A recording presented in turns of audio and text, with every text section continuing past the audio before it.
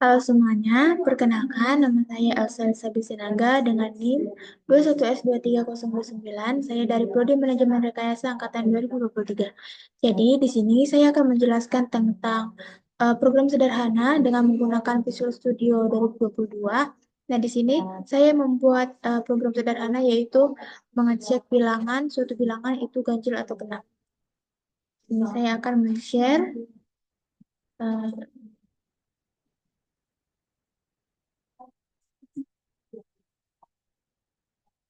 Nah, jadi di sini saya akan menjelaskan beberapa kode sederhana yang saya gunakan. Pertama di sini ada using system. Jadi, using system ini adalah pernyataan untuk memperpustaka sistem yang berisi kelas-kelas dasar yang digunakan dalam program C# seperti input, output, dan konversi data. Nah, kemudian ada using system collection generic. Nah, bagian ini digunakan untuk bekerja dengan koleksi generik seperti list atau dictionary. Di kode ini tidak digunakan, tetapi bisa berguna jika ada pengelolaan data lebih lanjut. Kemudian ada using system component model. Nah, bagian ini biasanya digunakan untuk mendukung fitur desain dalam aplikasi seperti menambahkan komponen ke dalam form, namun tidak langsung digunakan di kode ini. Kemudian ada using system data. Nah, using system data ini biasanya digunakan untuk mengelola data, tapi di kode ini tidak digunakan. Kemudian ada using system drawing. Ini untuk mengelola gambar, warna, dan grafik dalam aplikasi. Kemudian ada using system link. Using system link ini digunakan untuk menambahkan fungsi link seperti language integrity query. Nah, ini berguna untuk memanipulasi data secara lebih mudah. Kemudian ada using system text. Pustaka ini menyediakan fungsi untuk mengelola string atau teks, misalnya encoding. Kemudian ada using system trading text. Nah, hal ini digunakan untuk menjalankan operasi asinkron. Di sini tidak digunakan, tetapi bisa membantu jika kita ingin melakukan tugas yang berjalan di latar belakang. Kemudian ada using system Windows Form. Nah, ini pustaka untuk membuat aplikasi Windows berbasis form atau GUI. Ini adalah pustaka utama yang memungkinkan pengguna komponen UI seperti tombol dan label. Kemudian di sini ada namespace ganjil genap. Namespace adalah cara untuk mengelompokkan kelas. Di sini aplikasi dikelompokkan di dalam ganjil genap. Kemudian di sini ada public partial class form 1, form 2. Ini adalah deklarasi kelas form 1 yang mewarisi atau mengambil fitur dari kelas form. Form 1 adalah jendela aplikasi yang kita buat. Kemudian adalah public form dalam kurung. Nah, ini adalah konstruktor kelas form 1. Setiap kali jendela ini dibuat, kode dalam metode ini juga dijalankan. Kemudian ada initialize komponen. Nah, metode ini dipanggil untuk menginisialisasi komponen-komponen yang ada di form, seperti label, text box, dan lainnya.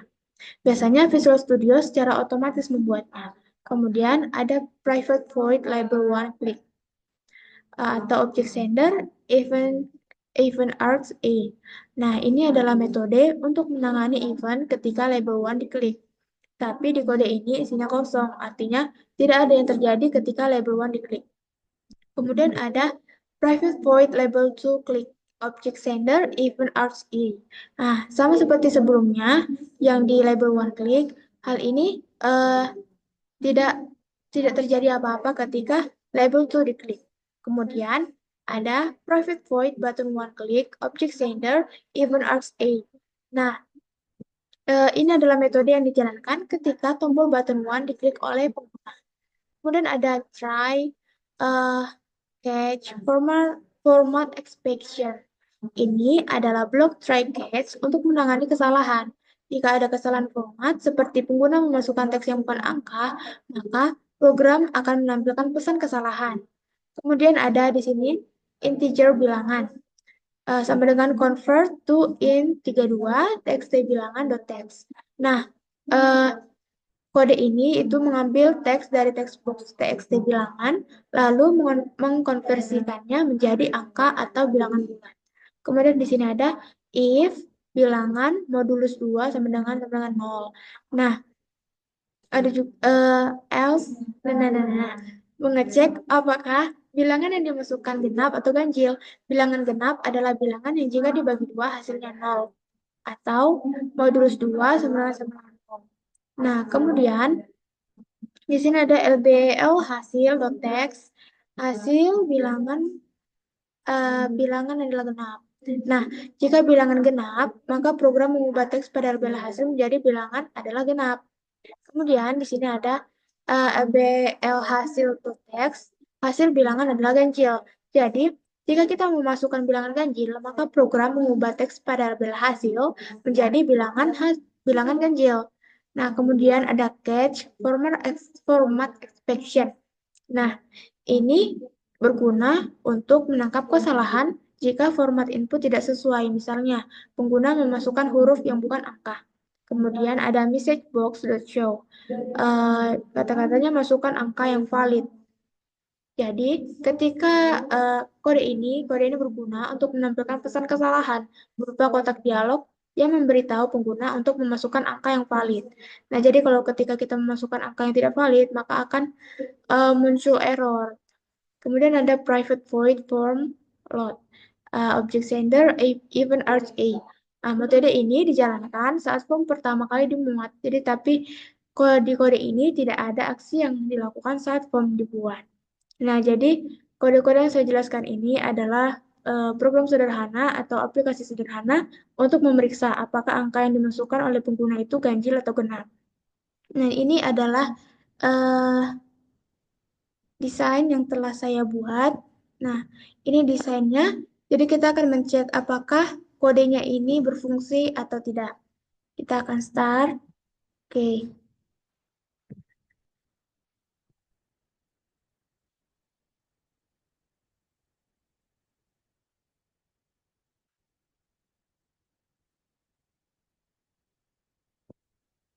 Nah, hmm,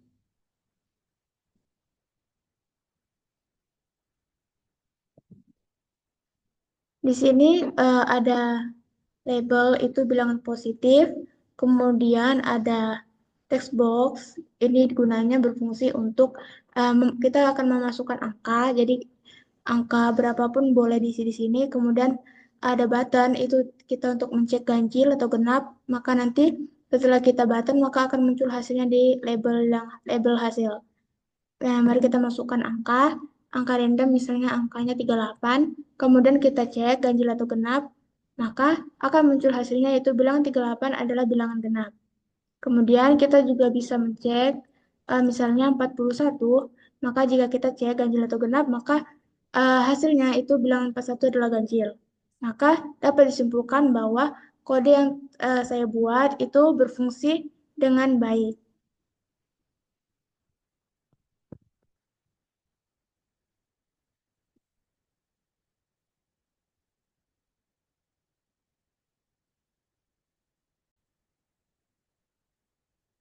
Baiklah, selanjutnya saya akan menjelaskan program sederhana dengan menggunakan Visual Studio 2022, yaitu kode untuk mengecek suatu suhu zat air. Nah, saya akan men-share.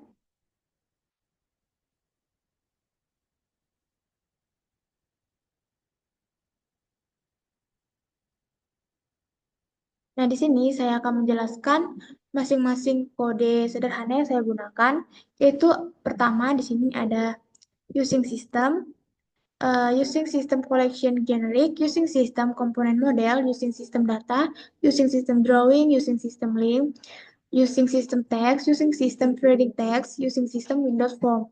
Nah, masing-masing using system ini sudah saya jelaskan sebelumnya di bagian kode ganjil genap. Jadi fungsinya itu sama di bagian using sistemnya.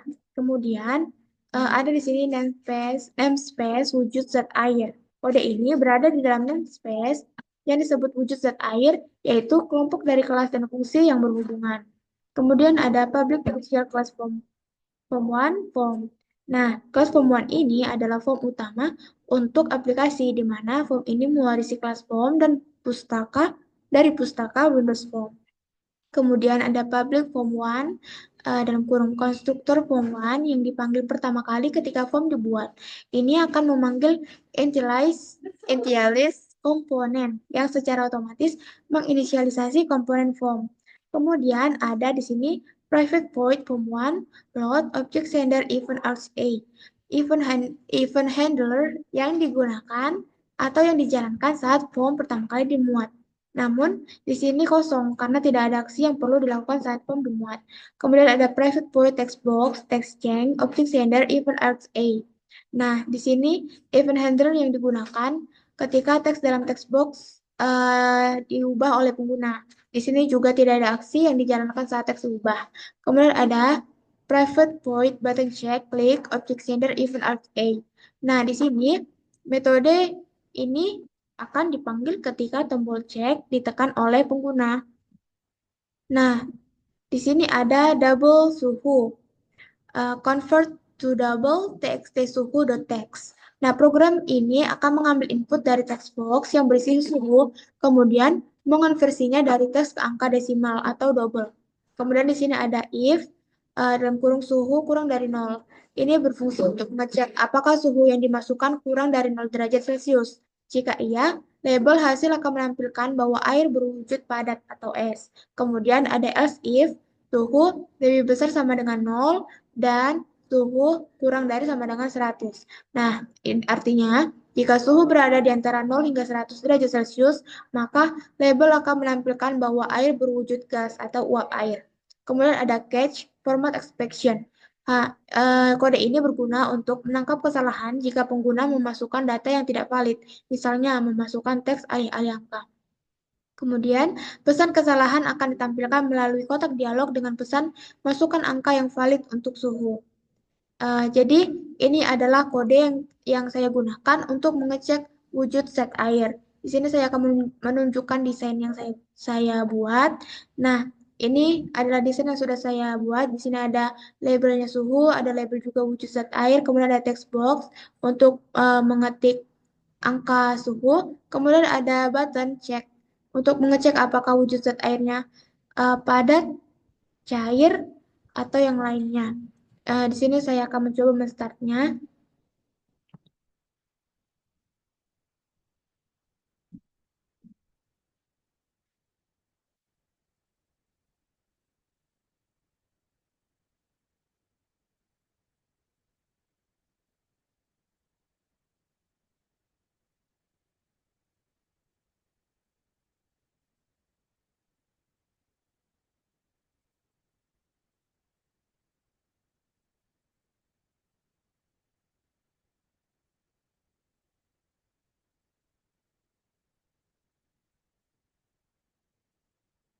Nah, ini adalah desainnya wujud zat air.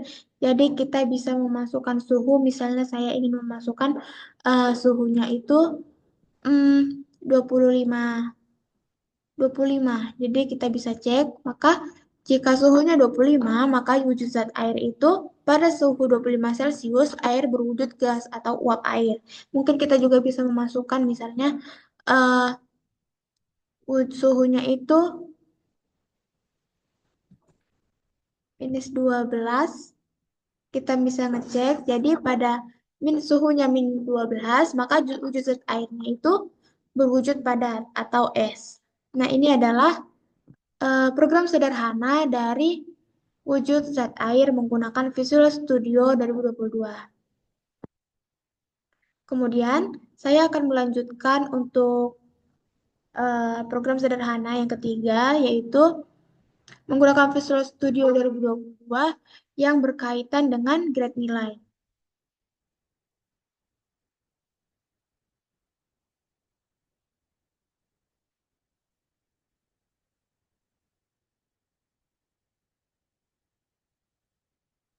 Nah, di sini saya akan menjelaskan kode sederhana yang saya gunakan dalam membuat program grade nilai. Jadi di sini ada using system collection generic, using system component model, using system data, using system drawing, using system link, using system text, using system trading text, using system Windows form.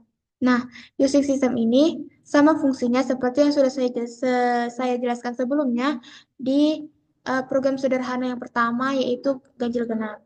Kemudian di sini ada namespace, tugas 1, masukkan nilai. Jadi artinya di sini adalah dan space program, yaitu ruang lingkup untuk menyatukan semua kelas dan komponen terkait aplikasi ini. Kemudian ada public partial class form 1, form. Nah, ini adalah kelas utama dari aplikasi, yaitu form 1 yang merupakan form tempat seluruh interaksi aplikasi berlangsung. Kelas ini mewarisi kelas form dari Windows Forms. Kemudian ada public form 1, dalam kurung. Ini adalah konstruktor yang dipanggil pertama kali saat aplikasi dijalankan. Jadi fungsi ini bertugas memulai komponen-komponen form melalui metode initialize komponen. Kemudian ada private void label one click. Object sender event args A. Ini berfungsi atau bertanggung jawab untuk menangani aksi ketika tombol uh, cek diklik oleh pengguna. Kemudian ada uh,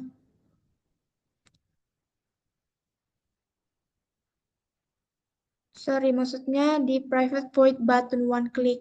Ya, object gender event args A. Jadi, ini bertanggung jawab untuk menangani aksi ketika tombol cek diklik oleh pengguna. Jadi, di sini ada double nilai sama dengan double parse text nilai text. Jadi, ini berfungsi untuk mengambil input nilai dari text box, lalu mengonversinya menjadi tipe double. Kemudian ada string grade sama dengan tanda kutip dua kali, jadi ini variable grade diinisialisasi untuk menampung hasil huruf nilai.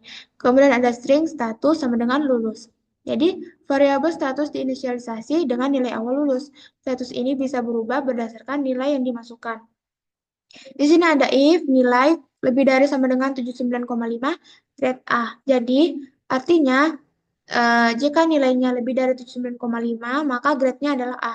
Kemudian ada else if nilai lebih besar sama dengan 72, grade-nya AB. Jadi, jika nilainya tidak 79,5, maka grade-nya itu AB. Kemudian di bawahnya ada else if nilainya lebih besar dari 64,5, maka ini akan mendapatkan grade-nya B. Kemudian else if nilainya lebih dari 5 sama dengan 57, itu mendapatkan nilai grade-nya BC. Kemudian ada else if nilai lebih dari sama dengan 49,5, itu grade-nya sama dengan C. Kemudian, jika tidak memenuhi yang di atasnya, maka else if nilainya lebih besar sama dengan 34, maka grade-nya itu D. Statusnya itu tidak lulus. Kemudian, jika tidak memenuhi yang atas, yang sebelumnya, maka grade-nya itu E dengan status tidak lulus. Kemudian di sini ada kode LBL hasil.txt, grade nilai plus grade plus dalam kurung plus status plus. Jadi, kode ini akan menampilkan hasil grade dan status kelulusan di label. Nah, jadi ini adalah kode sederhana yang saya gunakan untuk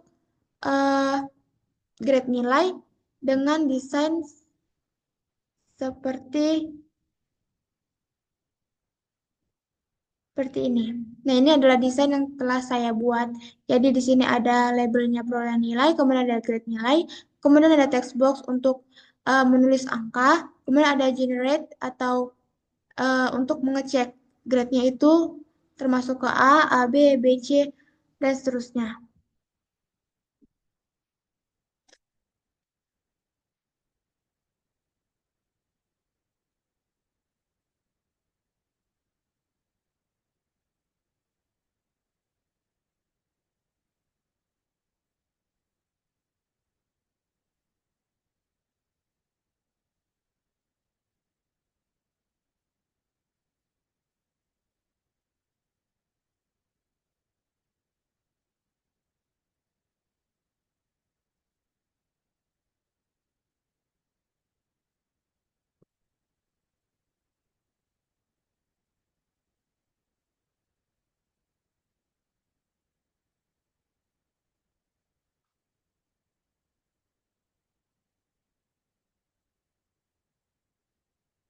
Jadi ini adalah desain yang telah saya buat, maka kita dapat mencobanya misalnya kita memasukkan nilai itu 40, maka jika kita generate atau kita cek, maka muncul grade nilainya itu D atau tidak lulus.